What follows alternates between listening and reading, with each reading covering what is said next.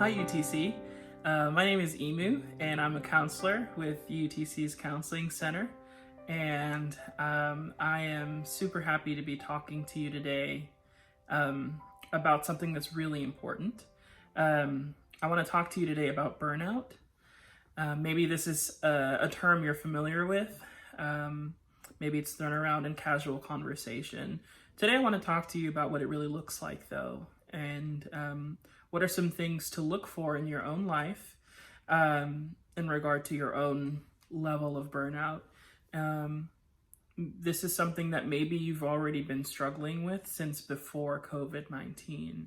And since COVID-19, maybe it's only been exacerbated. So this is more important than even usual to talk about, I think, because of the situation that we all find ourselves in with possibly working from home and trying to navigate, the situation as best that we can.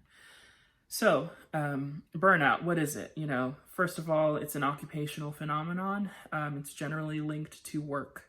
In its most formal sense, it has to do with, that 9 to 5, that the thing that we rely on for income and sustenance.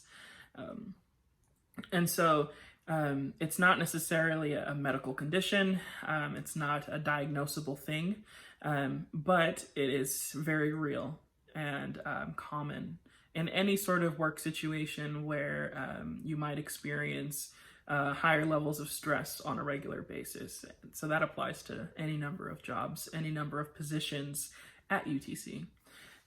So what are some things? There are 3 things to look for.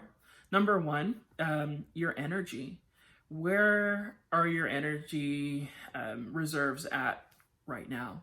Maybe do a mental check-in with yourself at this very moment.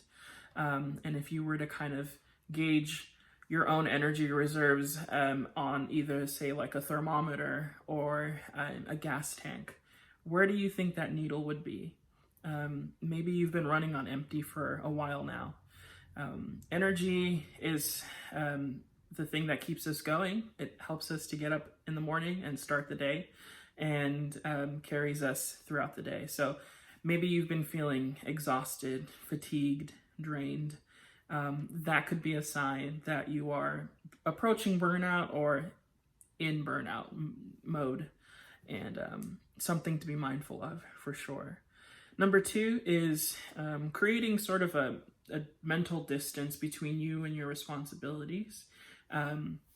Maybe you're just going through the motions, and you no longer really are present when you are doing the things you're supposed to do. Maybe just getting to Friday so that you can sort of relax through the weekend. Maybe that's all you're aiming for. That could be another sign. That is another sign of burnout. Something that accompanies that is a overall sort of cynicism or negativity towards your job. If you start the day off and you're just sort of dreading having to reply to all those emails, or pick up the phone and work your way down that call list, or preparing, trying to figure out how to transition your in face-to-face classes to an online format. If you are absolutely just over it, that could be another sign that you are approaching burnout.